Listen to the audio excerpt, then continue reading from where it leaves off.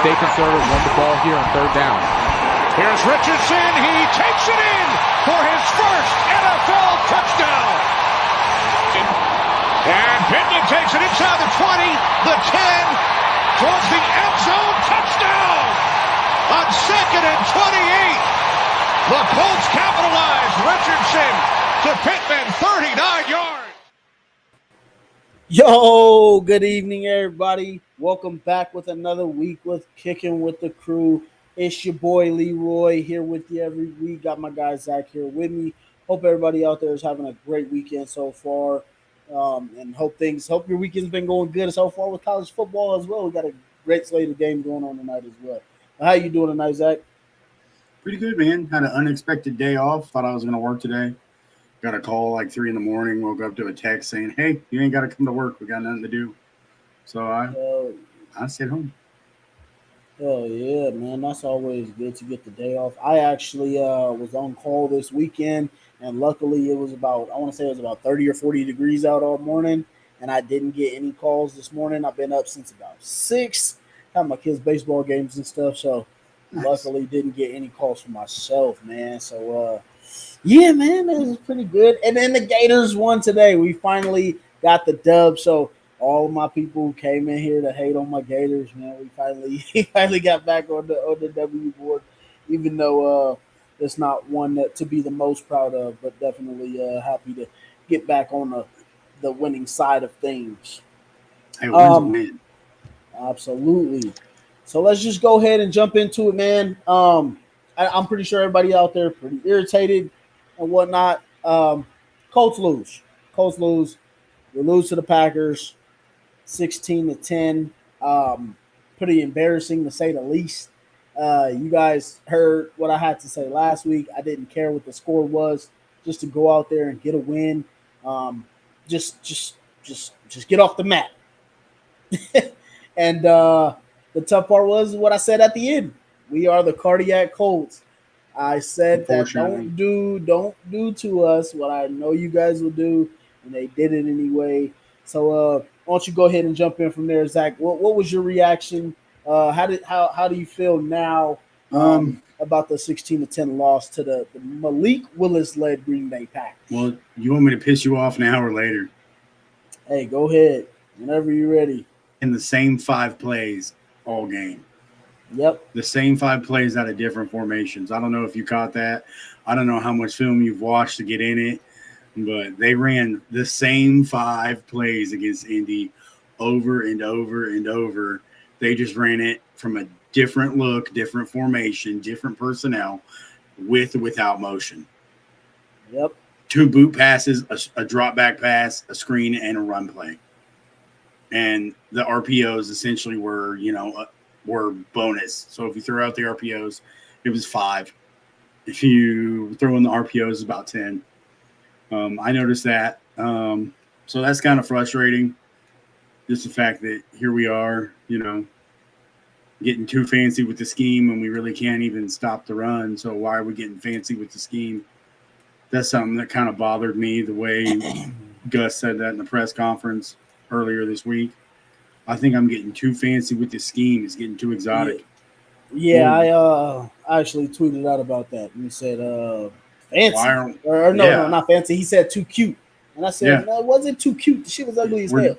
We're just getting beat up. Like, if it's too cute, bro, back to basics. One-on-one. I don't care what it needs to be. Get it figured out, because clearly what you're doing isn't working. Offensively, it's frustrating as hell, man. But I remember, this is AR's pseudo rookie year. Mm-hmm. So I have to tell myself, and I think I mentioned it with you earlier, the damn inaccuracies early, man. That's the kind of stuff that just makes me so mad, because AR will have a guy open easy 3 yards and he sails it over his head. And I'm just like, he just needs reps. He just needs more time. I think getting a guy like Downs back, his safety blanket, dude, and get open over the middle will only do wonders in helping AR kind of get back to doing his thing where he was last year. Yeah. But Beyond that, I don't really want to discuss anymore about Green Bay because new week and we got beat. It's an embarrassment. It sucks. That loss on everybody, as Shane says, but we got to start winning. If not, after 3 weeks into the season, bro, something's got to get done. Yeah, man.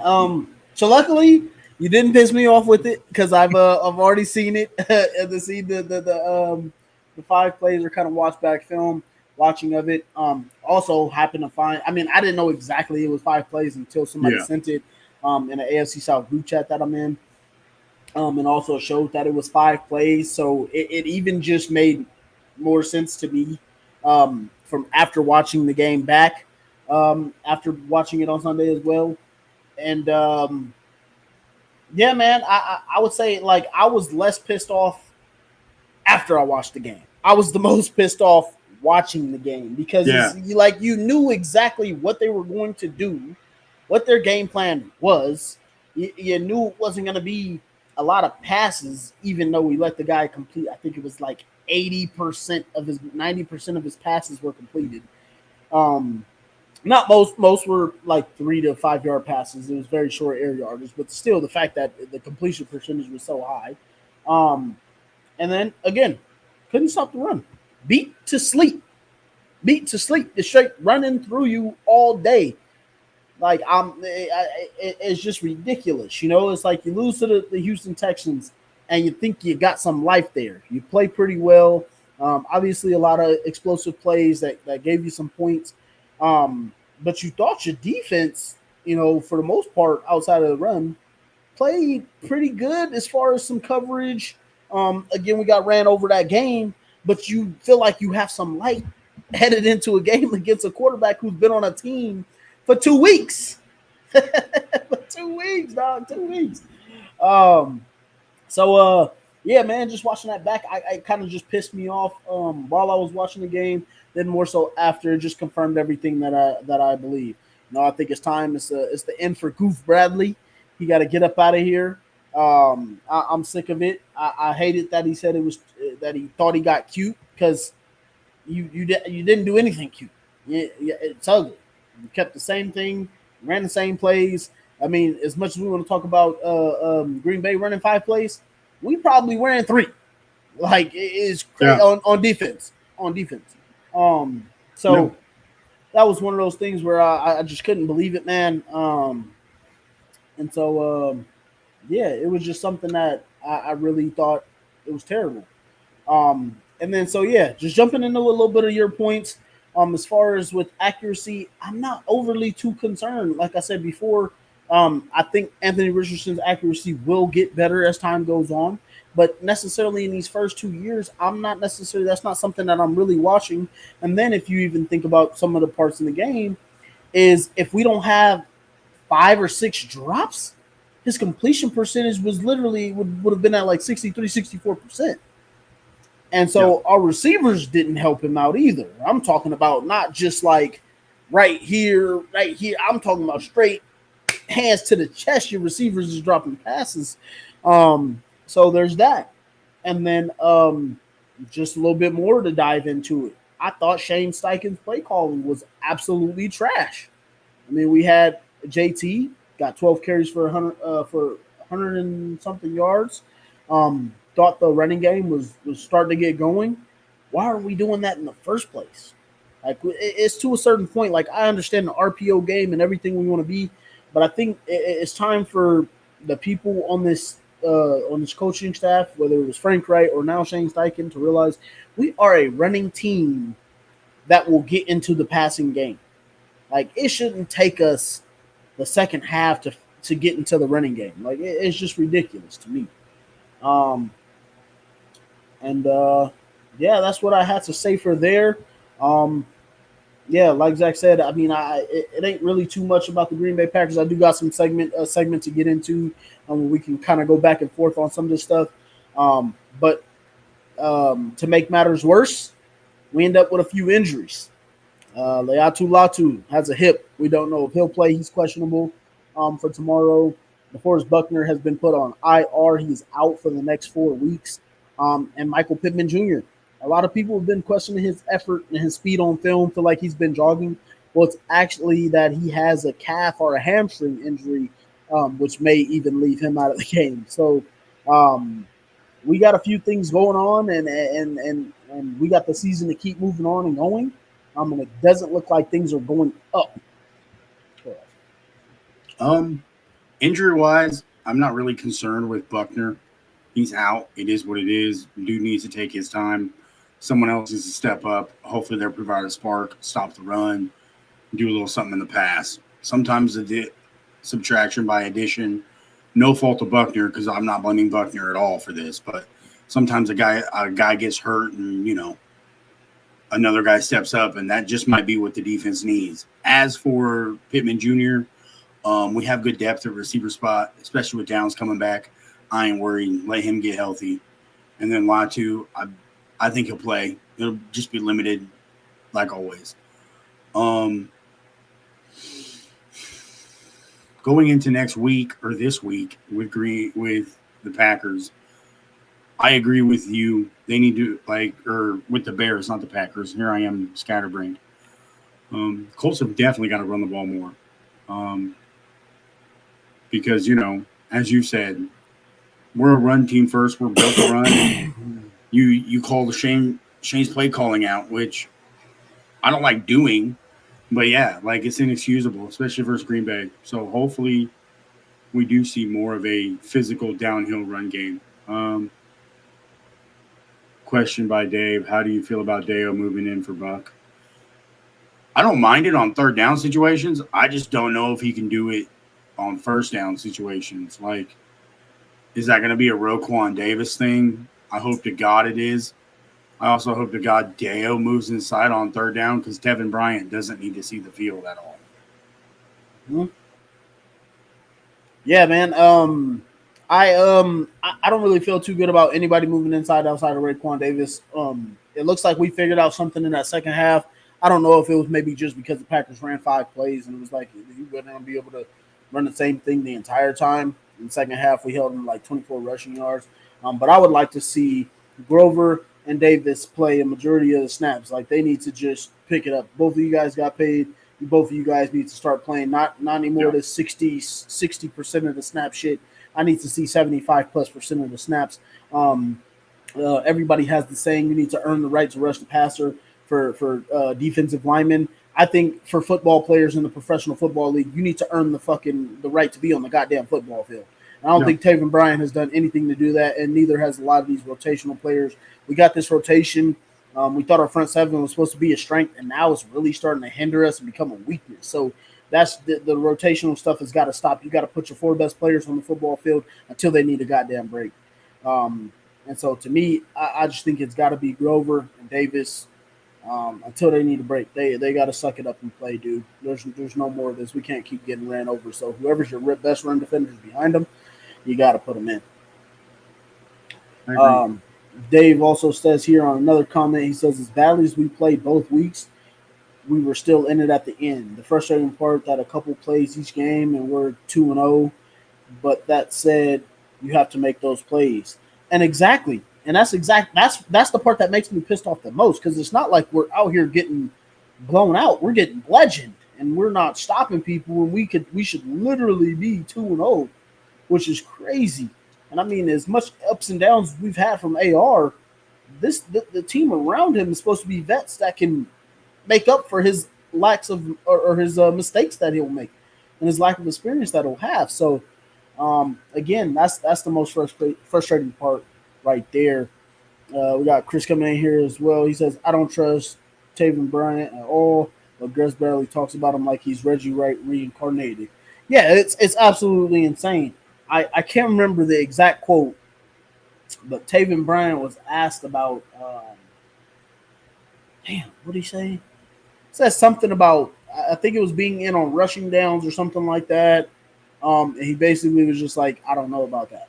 He basically didn't care about playing the run at all, pretty much. It was just ridiculous. I'm gonna have to find a quote because I just can't remember. Didn't Gus draft him when he was the head coach of Jacksonville? Because I really think there's some loyalty there just because of that. because homie's garbage. Yeah. Same thing he did with Face On, Brandon Face On. Yeah. Exact same thing. So yeah, that's just another one of those things where it's just like you got to stop putting people on the field who just shouldn't be there. It's just absolutely ridiculous. But yeah, man. So as we're being looks like Chris said here. He didn't draft Taven Bryant. He was in L.A. and San Diego at the time, so he basically coached him before during his time there. I thought that was Faison, who was in L.A. and San Diego. I really thought Taven Bryant got drafted by the Jags and then got cut by the Jags, and we signed him.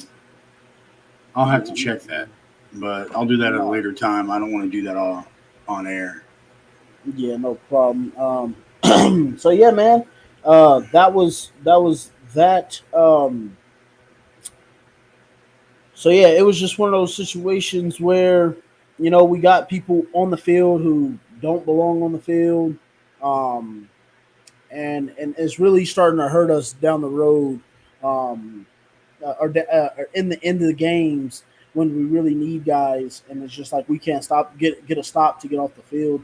Third down defense has been poor. And obviously, like we both stated here, we're going to have our accuracy issues and other things with Anthony Richardson, but we got to start having a team around him. And then it does look like Taven Bryant was drafted in 2018 with Gus Bradley being over there with the Jags.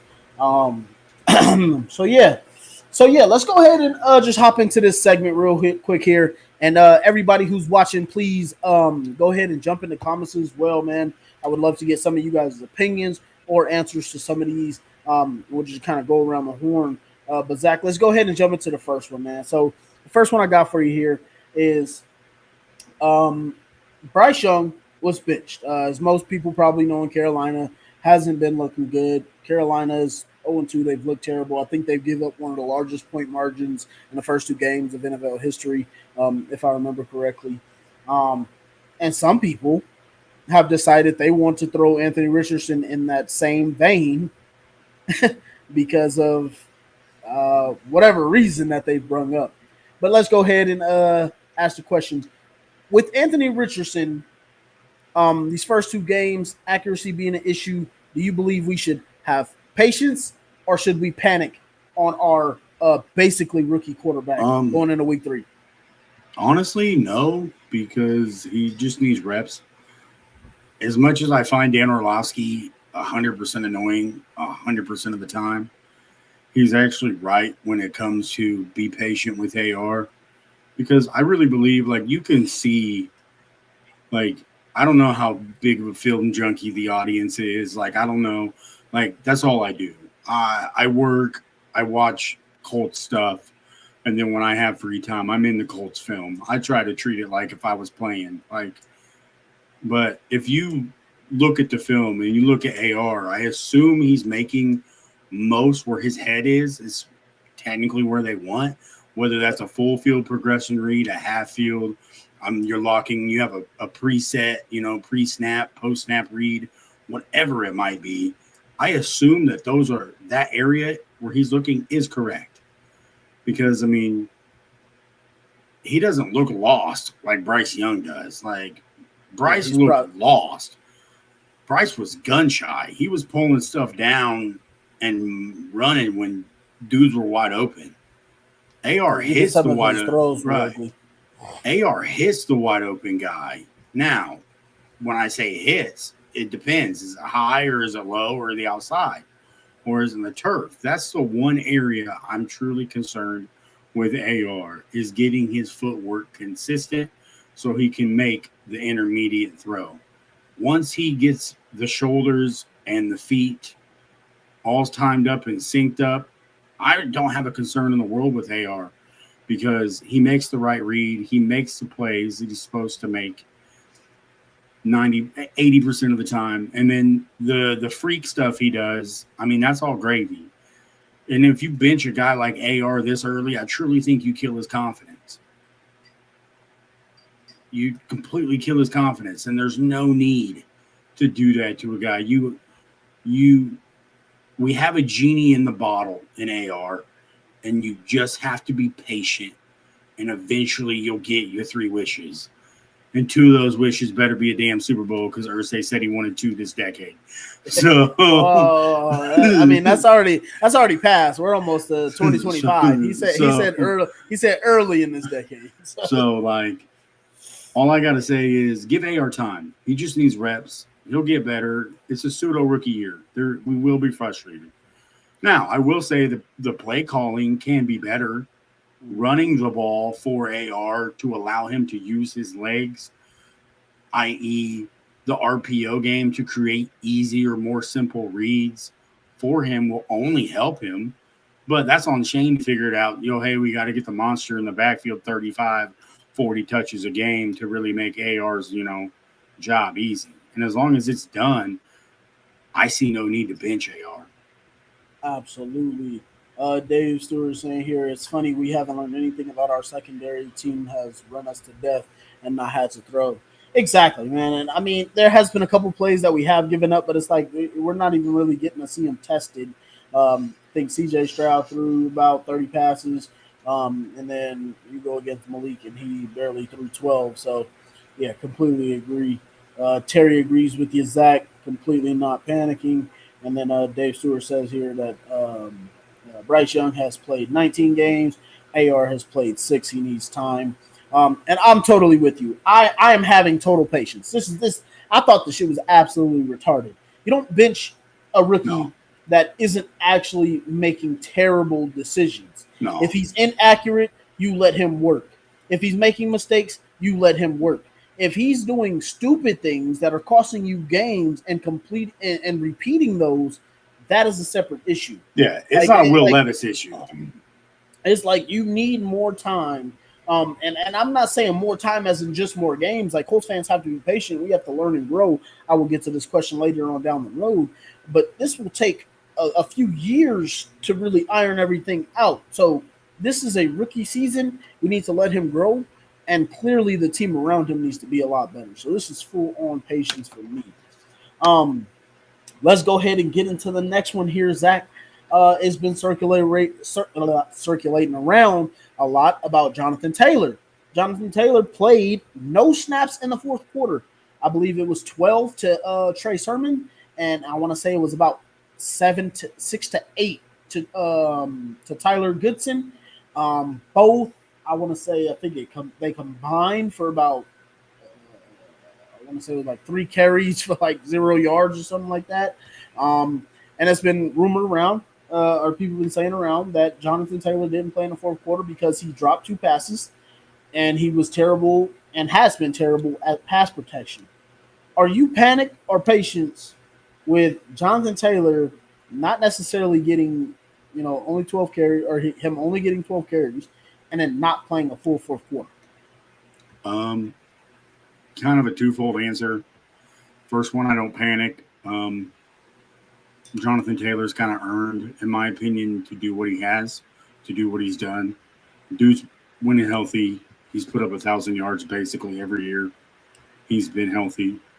So I fully expect, him to be rusty. So if he misses a couple blocks, yeah, I get, okay, you need to come back over to the sideline.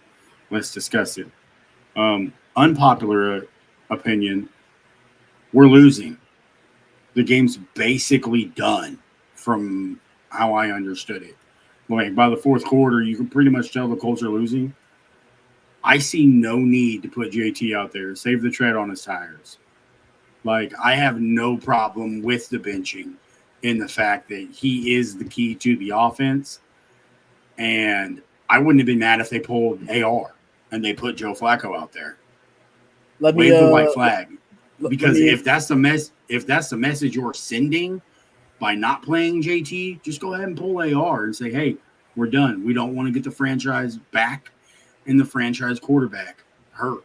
So to me, in this aspect, I trust, Shane Steichen. Everyone's a pro. Everyone gets paid. When they're called upon, they need to perform. I look at it like, Sermon, what the hell? Why didn't you get positive yards? Goody, you were called upon. You didn't get positive yards. If our offense... Let me interrupt you real quick. Shane's answer to it was that we were throwing the ball. We were trying to get back into the game. weren't really running it, so we kept him out of the game. He later on, James Boyd asked him a question about JT again, not playing in the fourth quarter, and he reiterated that same thing that we were throwing the ball, and it wasn't necessarily the drops or the pass blocking, which he does think that JT needs to clean it up. But we were throwing the ball; there was no point. But he said this can't happen again with JT not playing in the fourth quarter. Unpopular opinion. Again, I 100% agree with Steichen. If you're not going to use them, don't waste the tires. Get him rest. I mean, it sucks. The season's long, but to me, he's basically the only thing guaranteed on the team is you're going to get, 1,006 TDs out of JT at least every year. So, yeah, you're throwing the ball. You probably don't want your best guy out there. I mean, do I agree he should be? But if you're not going to feature him, like I don't think the Colts feature JT in the pass game. They did Sunday because that's all they had. But they don't feature him typically in the pass game. So they have other multiple weapons. So I personally don't find fault in it. Personally, I don't. I find no fault in it. All right, sounds good. Sounds good. We got Sean Conrad coming in here. I said JT needs to be on the field. Dave Stewart also chiming in says plus JT fumbled that Doolin bailed him out on, but it might have been a Shane message. I agree.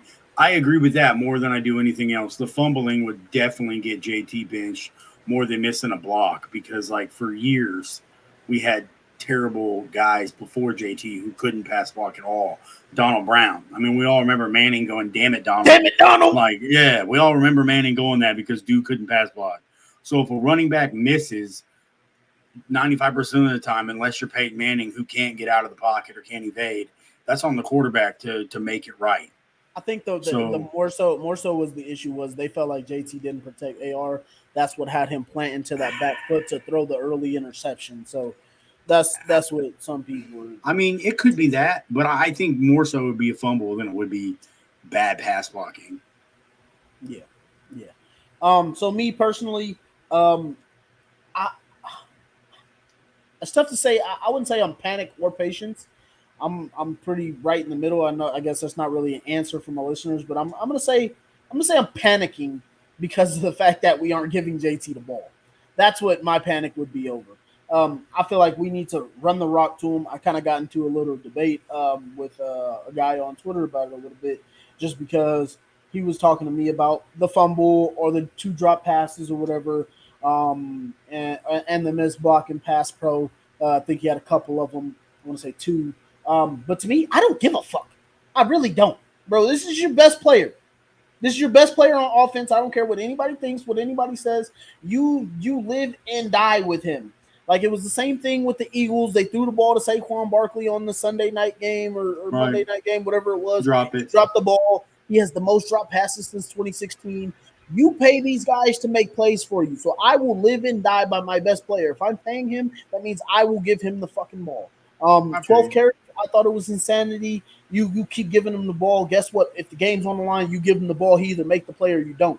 Guess what? It doesn't go back to week 18 where you say, why is he on the sideline? We're throwing the ball. Why is he on the side? We all wanted JT on the field. So that's right. My whole point there. That's where I panic. It keeps me in a situation where he's not on the field or he's not. And I also brought up in that conversation that our receivers are dropping the pass too. So are you telling me we're not going to throw the ball to Michael Pittman Jr.? The person responded that was a different conversation with receiver and running back. But me personally, I don't care. He's your best player. He's better than Michael Pittman Jr., even though Michael Pittman Jr. gets paid more. I will live and die by my best players. I think player, not plays. So that's where I was at. So that's, if I was saying it, I'd say panic just on the JT usage. I think we have to get back to, again, like the same thing I said about the defensive line. Your best players need to be on the field and start using the hell out of them. You pay them, make them earn their workload. That's what I do agree with what David Stewart here said.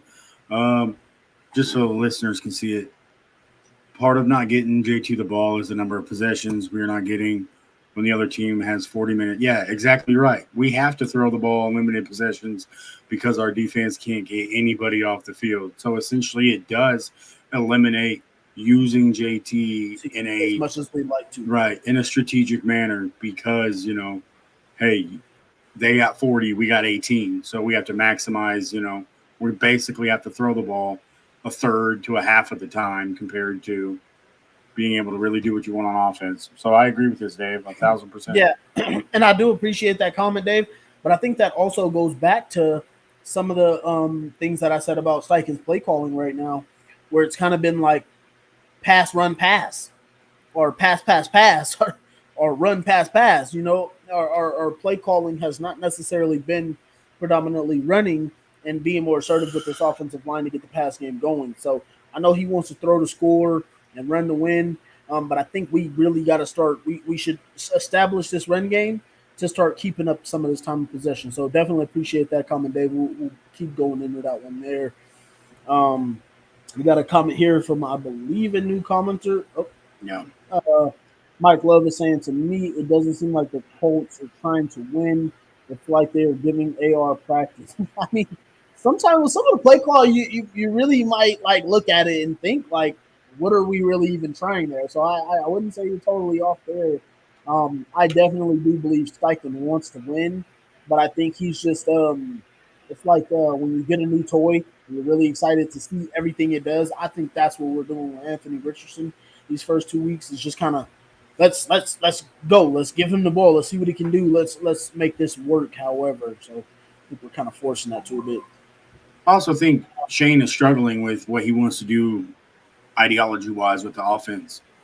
When he started, he said he wanted to throw to score and run to win. But I'll be honest with you, the Colts aren't built like that. They've not been built like that under Ballard. We are if you watch the Michigan, if you watch the Michigan USC game today, we're going to run the ball, and then we're going to run the ball some more, and then we're going to run the ball some more, and then just when you think we're going to run the ball, we're going to play action off of it, and then after we throw off of it, we're going to go back to running. That's what the Colts are built like, and I truly think Shane is struggling with that because he wants the explosive plays downfield, but he isn't committed into getting the 3 yards, the dirty work, the paper cuts. And I hate to say it, I do believe if Michael Pittman misses the game, I think we will see a lot of that kind of fit better if our receivers are Alec Pierce, A.D. Mitchell, it will. Josh Downs, and Ashton Doolin. I think the flow of our offense may look a bit better, if I'm being honest. It certainly could. It might. I've often wondered why Shane hasn't come out forward and said when the press has asked, hey, where does this ball go? I mean, they've asked all season. You got one ball and all these guys. I've often wondered if Shane straight up hasn't gone in the locker room and said, JT is getting 25 touches, 30 touches a game, and then get open. Because if you ain't open or if you're not open, you're not getting the rock. So if you want the rock, get open. I truly think for the Colts to be successful with how crummy the offense or with how crummy the defense is, you have, in my opinion, you got to chew clock. You got to just run it some more. Look like Iowa on offense. Just look like Iowa, how Iowa's had in college for years.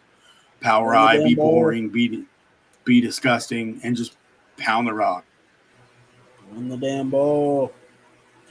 And then that brings me to the next one here. What was the next one that I was going to jump into? Receivers. Speaking of receivers. So like I said, I think we kind of been dealing with some injuries that, weren't fully disclosed, that we probably didn't know. Michael Pittman Jr. probably been hiding it, trying to, tough it out for the team. But the receivers drops. I personally do not like it the way that it's been, especially like everybody knows. This isn't breaking news that Anthony Richardson, we need him to keep working on the accuracy and to get better. But when he gives you the ball and he puts it on your chest and we're still dropping passes, or if he puts it in your vicinity, we see people make great catches all the time. I mean, you get paid to catch the ball, and make plays.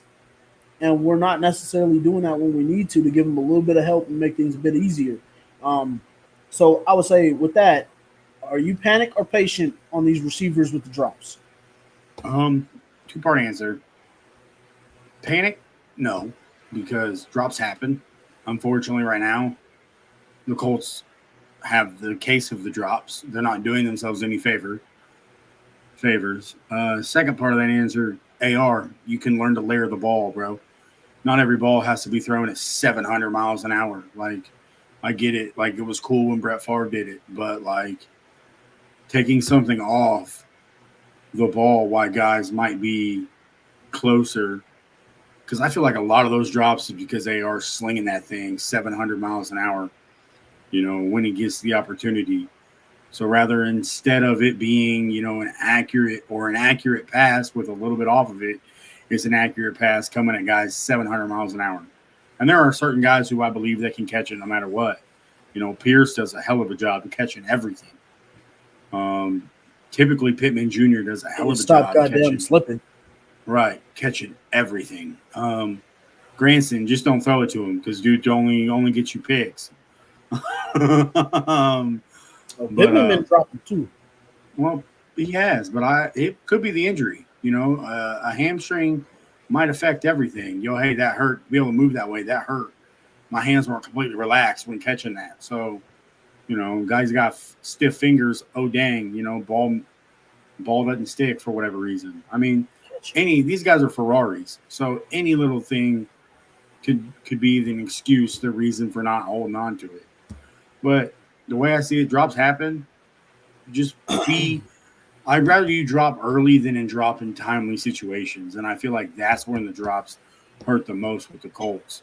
Is the drops happen on key third downs or on key second and long situations, rather than when it's a 1st and 5. Hey, you dropped it, But I don't think it's an astronomical amount of drops. It's just collectively it's looked bad compared to years past when we've had a couple wide receivers who've been able to catch the ball and guys are dropping it. I feel like it might be bigger because you've got a young guy in AD who you want to get going, who's always open because he's that good at route running right now, and he can't get on the same page with AR. So I feel like the drops are magnified because of that. Yeah, I wouldn't say it was total panic week 1. I thought week 2 I was panicking a little bit because we all knew about the drives, the time of possession. We had the ball for a little over 20 minutes week 1. We had it for less time in week 2. And a lot of those times where we were dropping, like the biggest one was the one that kind of lost us momentum, was the big drop to AD that hit him right on the chest. It's kind of hard to build up the momentum and chemistry if you feel like hey, I missed you one time, but then I hit you and then you drop it. Now we're not sinking. And I feel like it, like you said, I'd rather it be early. I mean, early in the season when I say that, not necessarily later. But I think on crucial downs, we got to have it. Yeah. I think we got to have it. I mean, we got the Michael Pittman Jr. second-round pick, AP second-round pick, AD second-round pick. I mean, these are all receivers that were drafted typically or basically for their ability to catch the ball. And so I don't want this to become a lingering thing or an issue. And like you said, I know AR throws some fastballs, but a majority of drops that I've seen, none of them were heaters. I mean, these were point blank period right on the chest. I think these guys, you got to catch the ball. I mean, otherwise, when we're going in 3rd and long or in 2nd and long because we just broke a play, but it comes back due to a holding. Now we're deep in our own end and we can't convert because we got the drops. Or we can't make a 2nd and 15, a 3rd and 6 because we got a drop, or a 3rd and 8 or whatever. Make it easier. Or like we said before with the running downs, can't get in the running situations because we're not necessarily catching the ball. So, I mean, I don't want to make it seem like it was a ton of drops. But like I said, it was enough to drastically change the completion percentage. We just got to make sure we catch the ball, man. I mean, we know we're going to have it, kind of up and down iffy, but they are alone. But let's catch the ball when it looks easy. Jordan Keaton K says tomorrow is a must-win game. Um, I would like to think it is. Just because if you go 0-3, I think that means you got like a 3% chance of making the playoffs. I'll say this. I think the pressure's on Chicago more than it is Indy. Just because, like the mad hype with Caleb Williams, that defense is so much better in Chicago than it is in Indy. Their special teams, all the money they went and spent to get Caleb Williams, the greatest receiving corps that a rookie quarterback has ever had. So the way I see it is, all the pressure's on them. The Colts start 0-3. Hey, everyone projected us to win 5 games. Like, literally, everyone projected Indy to win 5 games this year. They have the Bears going to the Super Bowl in the playoffs. So, some people did put the Bears. I mean, straight up, like, this year, to me, I would love to say, yeah, let's go undefeated in the division. I said that. I certainly hope we do. We can't. Obviously, we've got 1 loss, but I certainly hope we did. But to me, going forward, every team the Colts play, the pressure's on them because the Colts are, quote, unquote, trash. So just go out and play loose, and hopefully we win. Hopefully the Colts put it together and we don't look like trash and the drops stay away. But it's a week-to-week league. But I don't think it's a must-win just quite yet. I would say the majority of the reason is just like Zach just said. Everybody's expecting us to lose. Most people picked us to lose week 1 and 2. Anyway, I want to say some did to pick us to win because of the Jordan Love injury. But I would like to say just because of the fact that, I feel like it's a must-win just because of the fact that we should be 2-0 already. I just would like us to get the win on the board, get the notch up there, take the 0 off. I think that makes all Colts fans feel better about a lot of things. Right. Dave Stewart saying here, the endorsement of the half when AD dropped on 3rd down, that would have been a 1st down. Yeah, that was the one that I was talking about. You especially for a guy like AD, you want to build up his confidence too because he's still a rookie, so he might still get the jitters from everything. Nathan is saying here, Mitchell won't see the field no more year this year. Down back tomorrow. I gotta completely disagree with you on that one. I think the ability to separate AD Mitchell is top 5 in the league in separation right now. Him and Anthony Richardson just haven't been able to connect. So I think once they get the connection, it's gonna work. There's also the Michael Pittman, hamstring or calf, which he may not play a ton of snaps if he plays at all. And then I still I just think Mitchell will be on the field. Mitchell's going to be on the field. It's just going to be when, where. I think he'll rotate with Pierce and or Downs. But who's ever got the hot hand at receiver is probably going to be the receivers out there. And I see no reason not to have Mitchell out there when the only really X receiver we have right now that can actually catch anything that seems to be on the same page with AR is Pierce. So Pierce and AR seem to be a deadly combination, and then everyone else, in my opinion, is toss-up. Yep. And then you're right, Marco. You do seem to be in a happier mood that your Gators finally won. Hey man, I'm gonna tell you what, man. I've already given up all faith on the Gators. I have no faith left in them. I may seem a little bit happy. I mean, it's cool that they got a win and whatnot, but we beat Mississippi State. Not necessarily all that to be big about, but I promise you, let the Colts get a win. I will be a shit ton happier. I will go all the way back to delusional fan of winning 11 games. I'll tell you that much. so yeah, just a little bit. But since we did just get through the offense real quick here, turn it off. Let's get a word from our ZTV sponsor guys in there.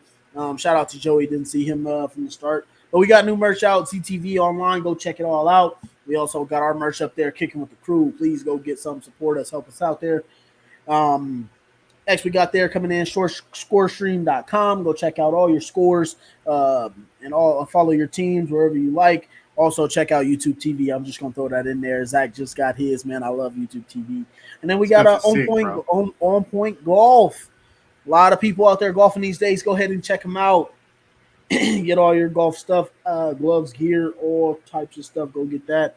Lemay Attorneys, Kentucky and Indiana. You've had a slip and fall. You got some issues going on with your employer. You need compensation, whatever the case may be. any type of lawyers or situation you need, go check them out. And then we got 23andwines.com.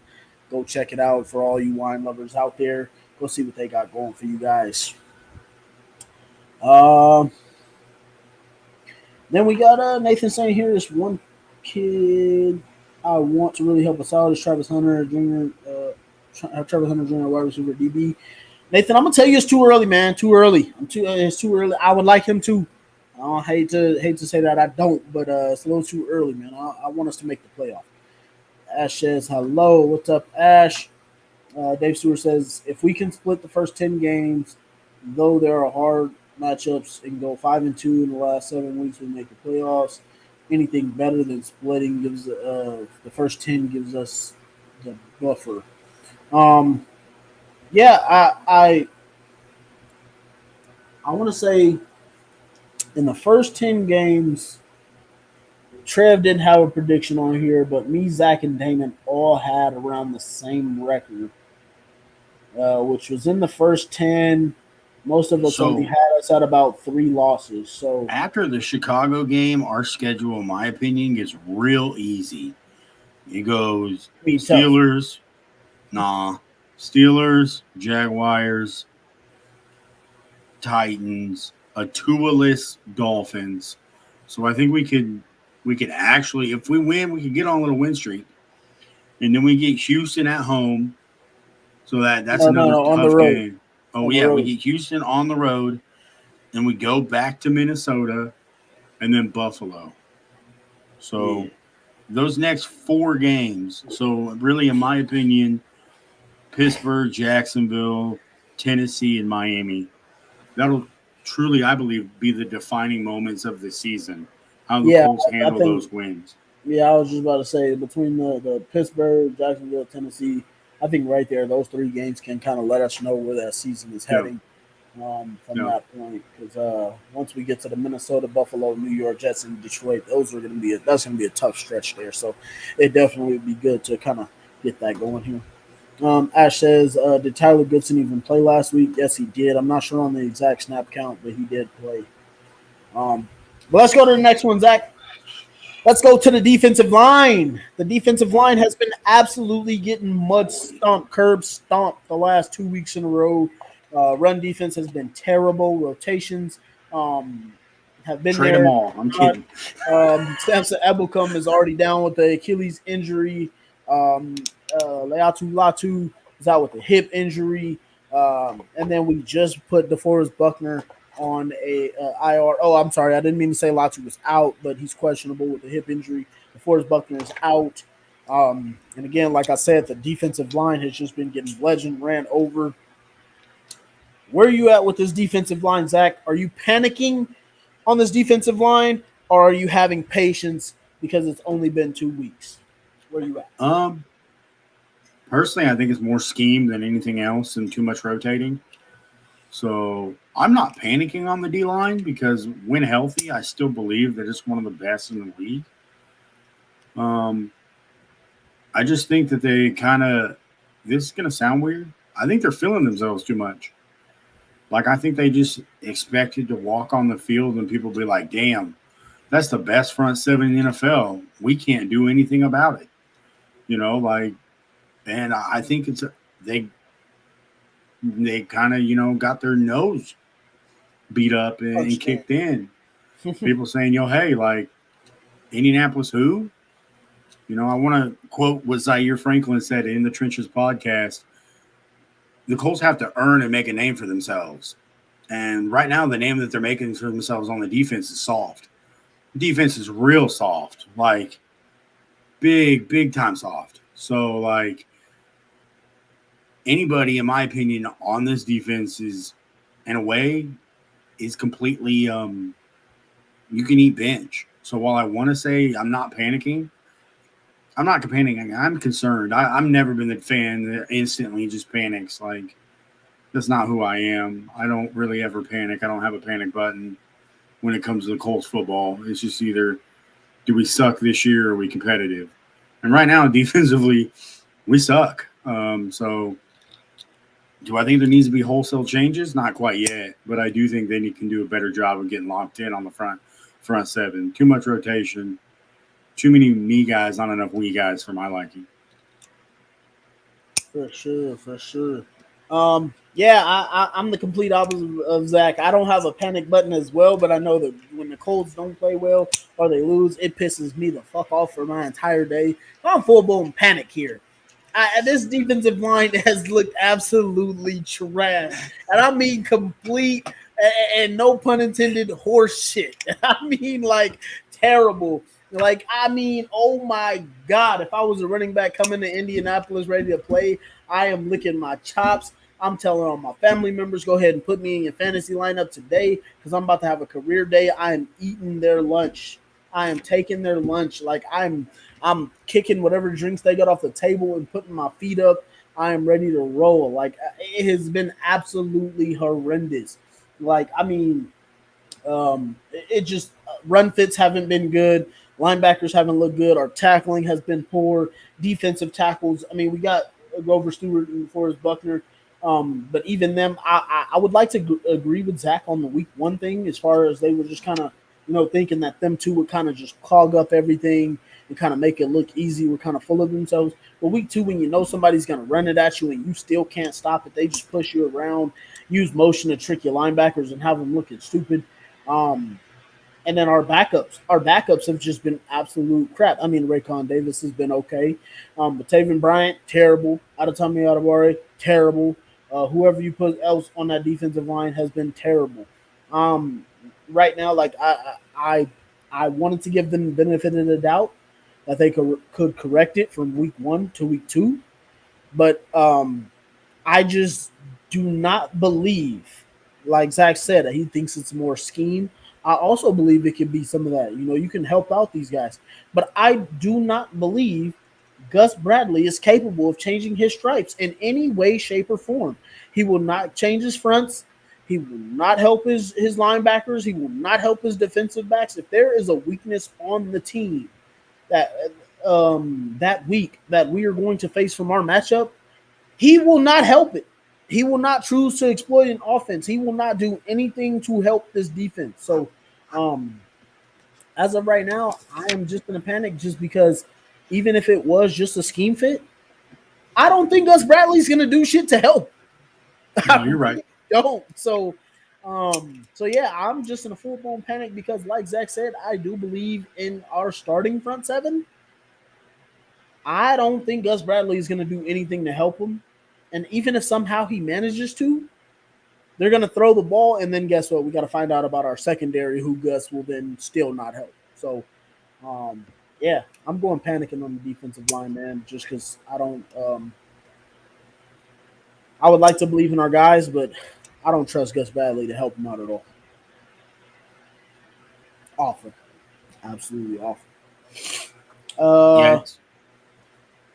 Go ahead. It's frustrating for sure, especially with our front four. I mean, I'll leave my opinions about our linebackers, secondly, because as I told you earlier, I think I said in the offseason, why did we extend Zaire a whole year early? And then when he gets big money, he comes out and Zaire Franklin and EJ Speed have been probably the two biggest disappointments on our defense. Like, you got a podcast. You got a podcast, bro, and you're going to sit here and talk junk on your podcast. All summer. All summer, talking about how CJ we got a only CJ. We got a CJ. We got blah, blah, blah. And then you go out and you play like this. Homie, give the money back and fucking retire. Like, give the money back and take the horseshoe off the helmet. You don't deserve to wear it. You got to go. Like, if you can't put on that horseshoe and handle your business on the field, turn the mics off. Exactly. Turn it off. Stop talking. Don't speak on it until you earn the right to speak, dude. Like, man, that's our entire team right now. We got too many pretty boys and not enough guys that sit there and say, hey, shut up, we ain't one shit. Exactly. This is my problem with our defense. No Where accountability. The leaders at? Right, no accountability. You know why the offense don't have that? Because at least right now, we're young. Well, they're young. You can't. No one's feeling themselves. But everybody on this defense, oh, we're this, we're that. Yeah, we bit the hype train. Latu, we all want. He ain't done crap since he's played. I mean, he ain't had a chance because our D line ran over. But this D line garbage, all of them, Buck included, ran through. So like, what's going on here? The defense is feeling themselves. Well, hey, wins, you are what your record says. And last time I checked, we're 0-2, specifically because everybody and their brother's uncle knows what it is. It's power eye right, power eye left, toss right, toss left. Because, hey, our 44, he's the dude that likes to talk a whole lot, but he can't stop when he has a fullback coming at him. He can't stop when Joe Mixon, is running his way. Like Zaire and EJ are complete liabilities. Put them on the bench. Don't go too much into them. What are they next? Bro, good. Don't get me going. They're my public enemy number one on the Colts right now. My two least favorite players right now. Anytime they speak and talk, I instantly get pissed off. I'm telling you right now, we might as well just jump into it next because they was going to be the next topic. But let me get to something real quick. So, Dave Stewart saying having Nick Cross being a tackling leader in the run game is the worst thing for our defense. Absolutely. And Julian Blackman wasn't too far behind him. I don't disagree. Had shoulder. I disagree with that because for years Bob Sanders was the leading tackler in our defense. Yeah, but it was different. Bob Sanders when he played, he was a stud. True. Yeah, he was coming down to lay the hammer, and he was getting more like if they put. I honestly wish they would put a stat to tackles. So I'm gonna tell you right now, tackles is the most overrated stat in football, bro. The most overrated stat. Because I don't care if you get a tackle 10 yards downfield and then you want to throw up a celebration after somebody get a goddamn first down, Zaire. That don't matter to me. They need to put a stat if you get a tackle that's for a 3-yard gain or less, or a tackle for loss. That's when the tackle should be counted as this glorified stat that we wanted to make it. So I just had to throw that in there real quick, just because I think tackles. I don't like that people want to praise tackles so much. I don't care about you tackling somebody 6 yards, 7 yards, 8 yards downfield every time. That stat means nothing. That means we gave up yardage. So I don't care about that stat. Yeah. But yeah, I agree with you, Dave. I think it's terrible because of the fact that your safety's just getting beat up and he's getting ran over. I mean, if these running backs were smaller, but we played against Joe Mixon and Josh Jacobs, your safety shouldn't have to keep running into these running backs the entire game. Nathan said, fire Gus Bradley. Yeah, I've been on that train for a minute now. I've been on that train for 2 years now. Mathis isn't on the team anymore. He runs a private pass camp. He's not calling defense. But he probably could do a better job than Gus. I do give you that. Dave Stewart says, D-line and linebackers need to make those tackles, not Nick. Absolutely. So, yeah, let's, matter of fact, jump right into it. I'm going to actually start this one, Zach, just because, like you said, it pissed me off, and I was pretty upset.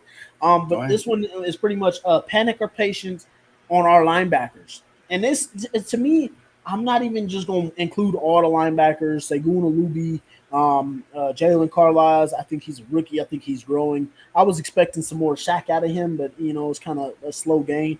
But this is for Zaire Franklin and EJ Speed. I'm completely panicking with these guys because you guys talked all summer. You guys worked your way up from practice squad play, or not practice squad players, but special teamers. Came up. EJ in a contract year. Zaire been talking like you wanted to be done talking. You done been on several podcasts all summer talking about what we're gonna do, how we're coming. We supposed to have the best front seven in the goddamn NFL. And you guys are supposed to be coming down and hitting people and talking all this shit to CJ like you was ready to go. And then you let him come in and you let him slap everything in your house. Like, it's just ridiculous how we've looked as far as the front seven goes, especially our linebackers. EJ Speed has looked lost out there as far as the run game goes. The plays that Matt LaFleur was calling with the jet sweeps and stuff had him absolutely looking lost, like he had never played in space before.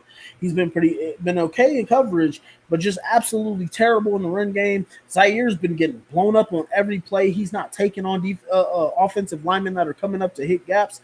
It has just been absolutely terrible. And we paid Zaire, EJ in a contract year. You got the podcast. You've been talking every summer. You had a podcast after we got ran over, and your own man, Joe Budden, is laughing at y'all because you got ran over and slapped right in front of you. Yeah. I mean, just absolutely ridiculous. I had so much faith in these two. I even picked EJ to be one of my breakout players. I thought you guys were coming to play. And I've just been absolutely disgusted by all the talking that we've done all summer to come out this way. Just sick. I don't want to hear nothing from y'all no more until y'all fix this shit.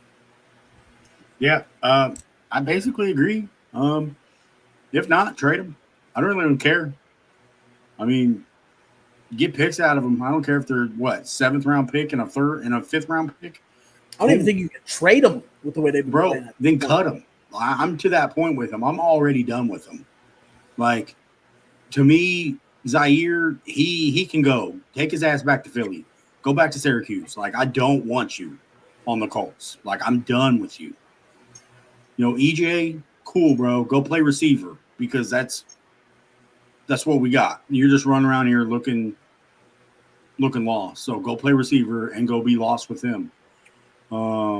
I have those two guys can go. I'd rather give me two rookies. Give me a Luby. You know, give me Carlisle. Let both of them play. At least they play with heart. At least one of them blocked the punt. At least one of them's a rookie. He's got no bad habits. So that's how I feel about it. You know, like, but Zaire, he can go. EJ, I hope we don't resign you. You suck as a Colt, at least right now. You can tab that and put that on the interwebs to Marco if that's what you want to do. You can tag at the trenches like your boys suck right now, like trash. So I'm pretty sure that one of them will see it. I'm pretty sure they will. I'm gonna answer. Hold on. Don't go there. Just because, like, I don't think we do that yet. Yeah, no, I hear you. But like, yeah, linebacker wise, for sure, they're the two biggest disappointments on the entire defense. Already got my eyes on the linebacker in Alabama. I believe it. But I mean, yeah, Zaire and EJ, both of them trash. I got no faith. I'll trade them. Yo, I know in baseball they do this trade all the time for like bats and balls. I'll trade them for an athletic trainer. That's how much I want them both gone. Like, bro, they can both get Z. Speaking of trading, we might need one of them too. Like, you can both get gone. I don't care. Like, I don't care anymore. Too much talk, not enough contributing. Shut the podcast down. Burn the mics. Do whatever you got to do. Bury them. I mean, get right. Yeah. Until the product on the field is fixed, don't have the podcast. Just don't do it. Cut. Huyan says must-win game, no more excuses. Nathan says panic on Franklin and Speed won't be back next year the way he planned. Yeah, it's absolutely terrible. And then I think that was it for panic or patience as far as the team goes. You know, I thought it was a pretty good topic at the time. You know, it's just seeing where we're going because just that's how Colts Twitter is. It's panic or it's patience, pretty much the way everybody's jumping. But I think that covers it all. I think obviously Kenny Moore missed a big tackle in that game as well. But he's been trash too. I can go on him. Yeah. I think pretty much this whole. I think I don't know if I said it in our group chat or a different one, but it seems to be a theme with these Chris Ballard Colts.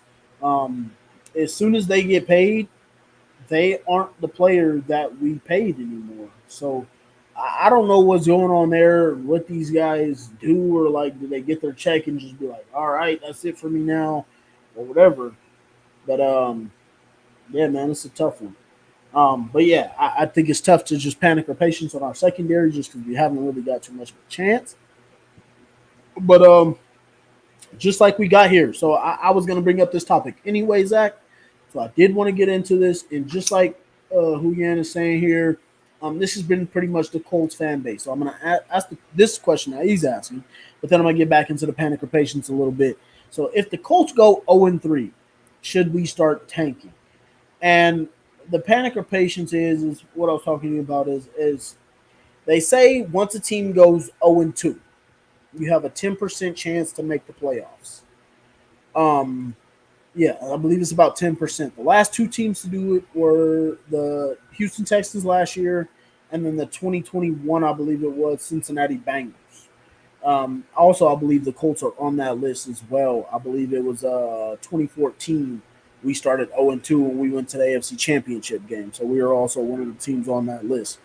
Um, the Colts starting out 0-2. Are you panicking, or will you have patience with this team? And then, whenever you Um, can't get to it, do you believe we should start tanking if we see, lose to the Chicago Bears? for me, we start tanking. In my opinion, you give it a month. So like you give it a first full month of the season because that's a quarter of the season. If the Colts go 0-4, all right, pack it up. Play the go young. I mean, obviously, let guys who got contract incentives get their contract incentives.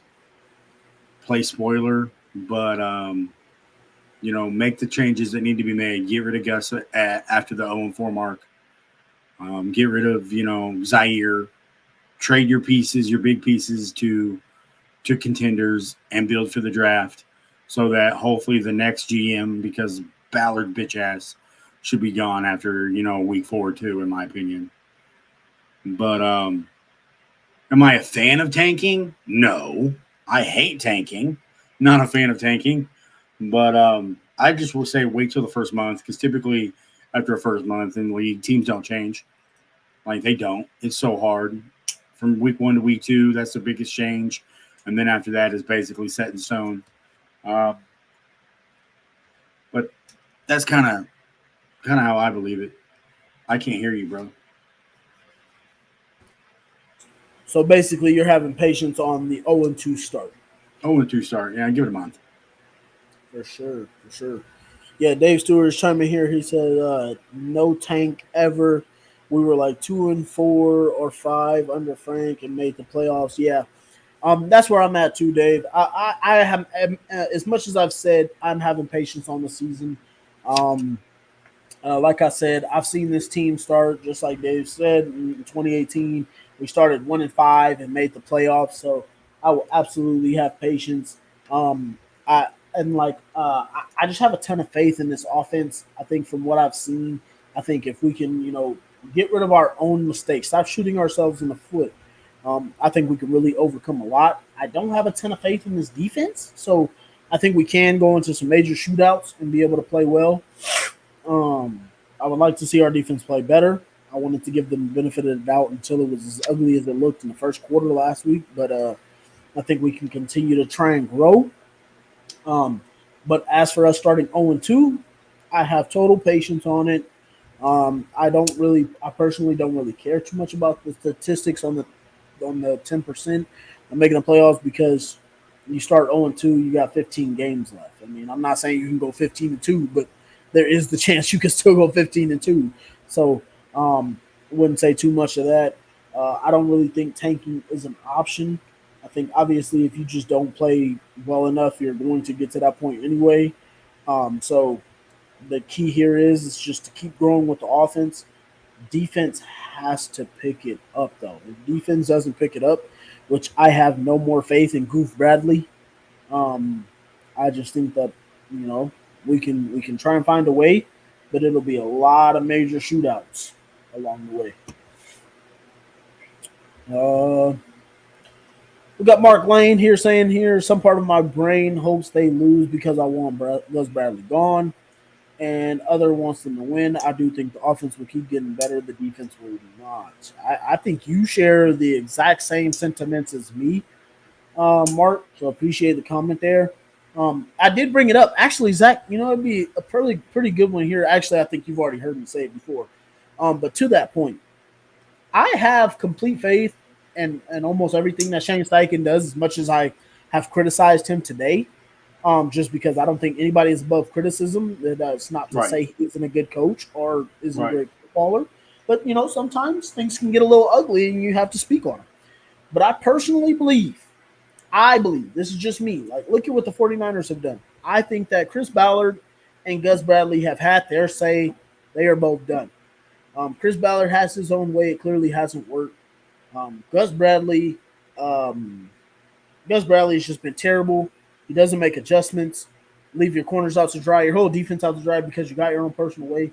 I say that you fire Chris Ballard, you fire Gus Bradley, Jim, you let Shane hire his own DC and his own GM, and we move forward that way with a GM and a DC that can play and build in the Shane's vision. I'll do you one better. Just make Shane the GM like the Shanahan used to do, like Mike Shanahan. Because I'll say this. I think he has the mind. He has the ability to do that. I know it's kind of old school where they used to lay, Bill Parcells did it. Bill Belichick's done it. Bill Belichick built a winner, by the way.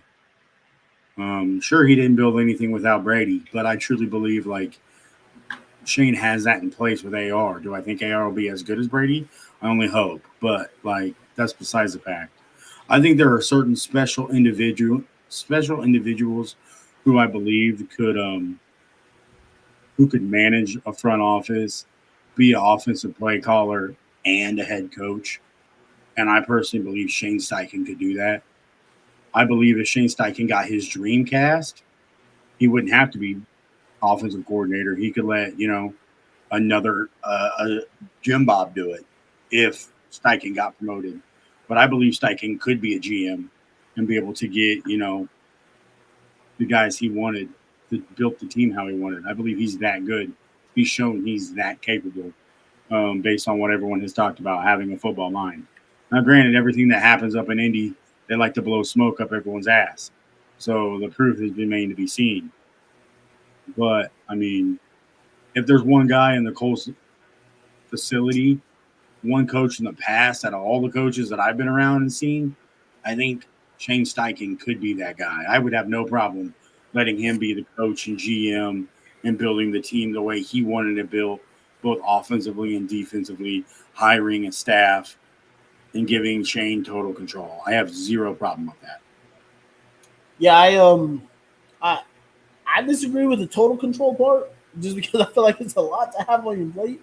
But I just would like him to hire his own GM, such as the John Lynch situation, just because you want to let somebody else handle the contracts, the stuff like that, the finding guys, the finding the players that fit your scheme. So as long as you guys have the same vision of what you want to see out of players, the type that they are, their ability and stuff like that, let him go find it. Let him do that so Shane can continue to be the coach. He can figure out the team and get all that stuff set in order. And then he can finally have a DC that can adjust. Shane talks about adjustments all the time. Gus don't make no adjustments, bro. I don't so I don't see, I think he just says the right thing to all the reporters and stuff, but it's I have complete faith in Gus and stuff like that. It's just I don't know if you remember back in high school when you go into halftime and you make your adjustments, you're talking to your head coach. He's making the adjustments for the whole team. It can't possibly be that way for an NFL team. I never had that problem because we were blowing teams out by 40 at halftime. And okay, it was, hey, twos are up, and so twos go in after half. So, no, I never had those conversations. So you never had those conversations? Well, I have. Where your head coach is making adjustments, asking what you're seeing, asking you what to change. I can't possibly imagine it's the same in the NFL locker room, which I've never been in. But I'm pretty sure your defensive side and your offensive side are going to have two different things, probably about 5 minutes each, and then you come together for another 5 minutes as a team. But I'm pretty sure when Gus Bradley goes over there on one side, it's just, hey, guys, just keep trying. Just keep trying. Just keep putting in effort. Could very well possibly be. Hey, Puck, he's double teaming you. I need you to just rip through that double team because I can't give you a 5-man front. I can't change that for you. So I just don't believe that's the thing. So I think that if Shane had the guys in place as far as a DC and a GM, I think it would help him a little bit more rather than have everything be on his plate. Just because I just think it's a little too early to give him all that at once. And I know it like right now we're just talking speculating, just because I don't know where Jim is at right now in all of this. I'm guessing that he's pretty much just watching as a fan and not really in control anymore. So we'll see how that goes. But that was just something that I had in my mind, just because I'm sick of seeing it, man. Chris Ballard just gave us a great offensive line, a few pieces, but it's about time to get over the hump, man. Can I get to this question?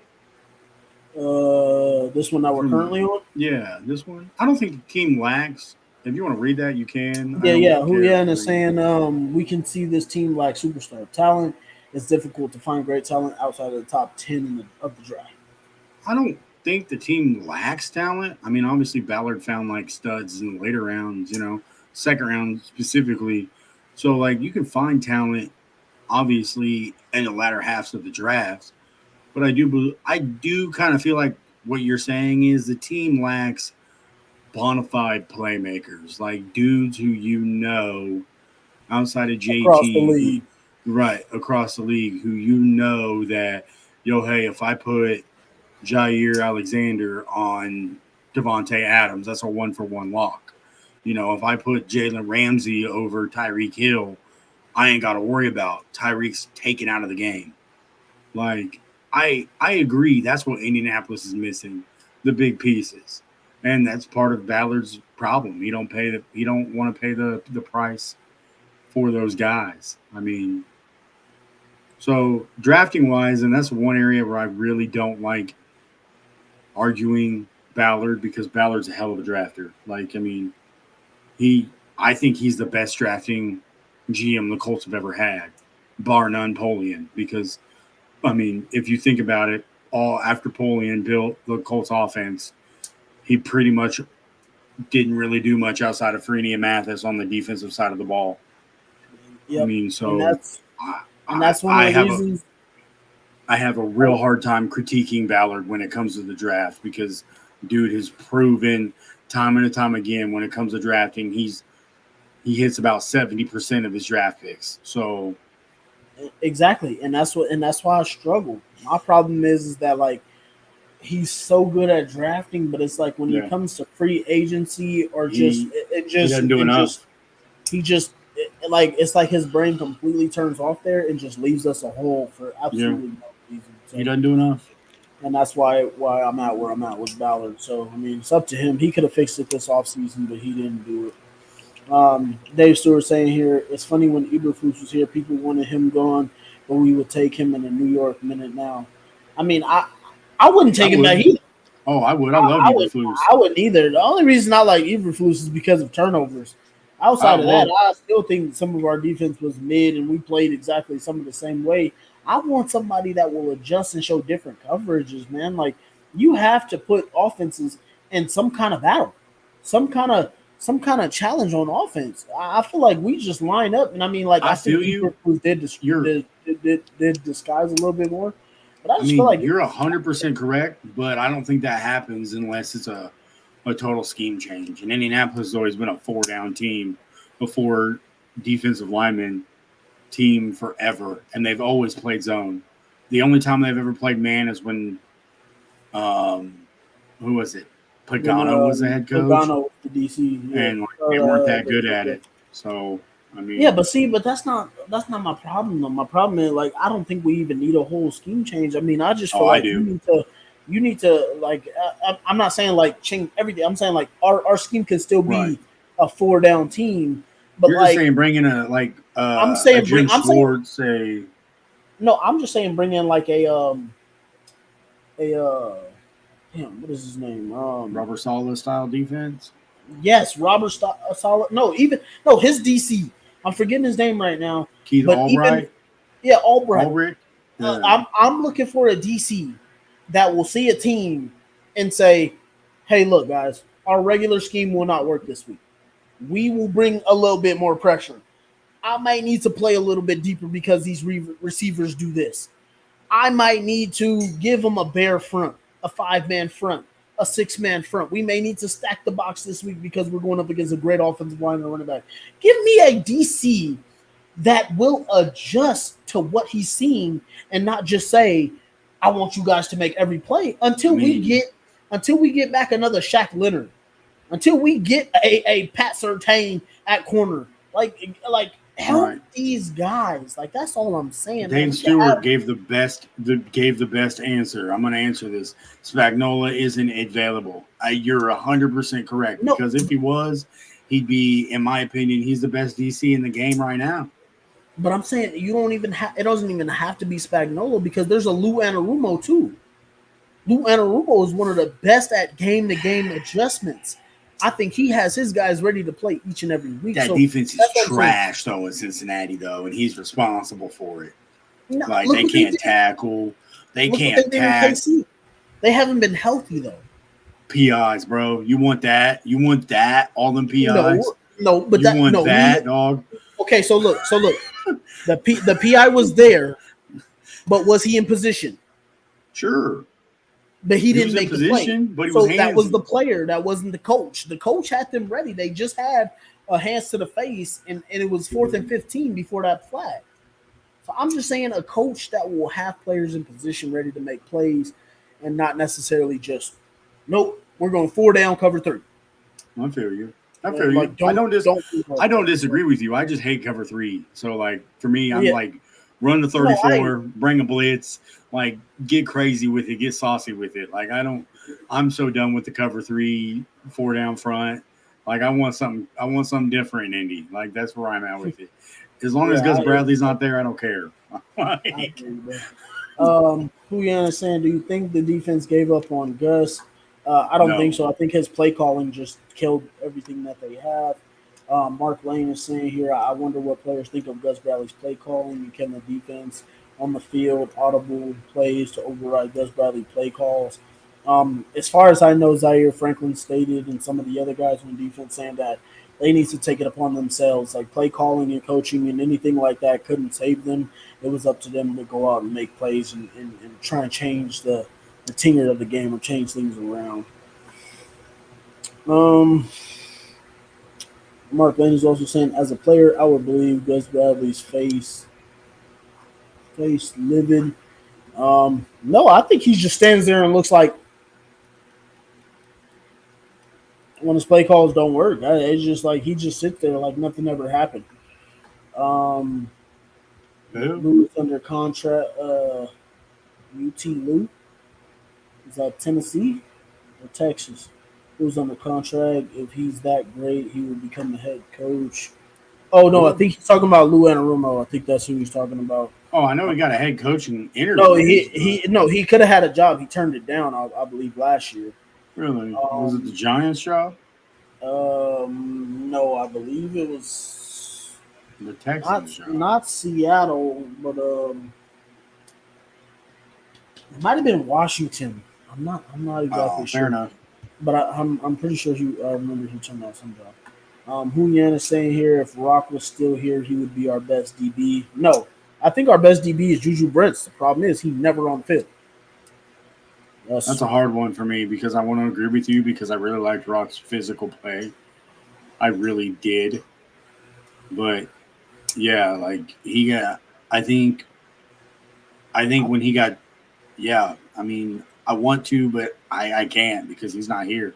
Yeah. Like, and he struggled everywhere else he's gone. So. You're all good, Dave. You're good, you're bro. all good, Dave. I do it every day, all the time. I can't spell, so it's fine. Yeah, no problem. Definitely appreciate all of you guys for coming in tonight. I know we didn't get too much into the Bears, but we need to win tomorrow. We need to get everybody in the right direction. So don't think there's too much to say. The Bears' offensive line isn't great. Their defense is really good. Caleb Williams is a rookie. I could say we need to make him look like a rookie, but look what happened last week. So not really too much there. I appreciate everybody who came in, gave us some comments, chimed in with us. Have patience, though. I say have patience. Our defense can I don't know what they can do over there. I mean, even if I gave them the slightest chance in hell to do something, Gus Bradley ain't helping them. I've lost all faith in Gus. I'm done with Gus. I want him out of the building. Dave said, Gotta get our picks in. Almost forgot. Appreciate you, Dave. Appreciate you. So, Zach, go ahead. Give us your pick for the Bears. I have it here, but go ahead with what you got. I'm still going Indianapolis. I mean, I got to ride with the horseshoe like I have for my 32 years of existence. So, Zach, I need a winner for Survivor. I don't know. I haven't picked. I don't even watch Survivor, dog. Like, I haven't watched that in years. But I really hope we win. Colts. I really do. I don't. At this point, I don't even care though. We can win 3-0. Just win, baby. Like the Raiders say. Just win, baby. I don't even care. I'm not picking a score tomorrow. Colts win. It was actually, I didn't get a pick from Trev or a score, but it was actually a clean sweep when we did the prediction before the season started. We all had us beating Chicago Bears. I'm gonna tell you now, I have no idea. I would love to believe in this team just because I have some faith.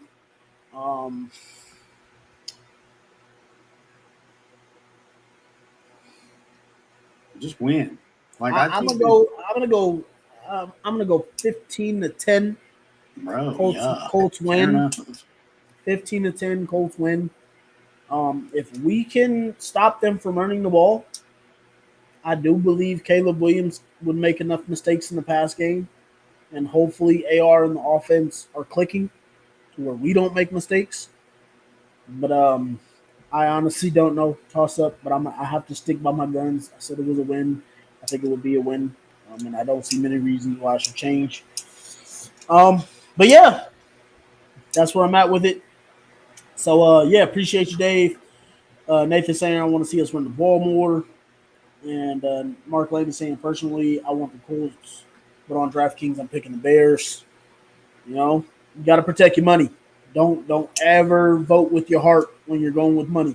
So I completely understand, but appreciate all of you guys.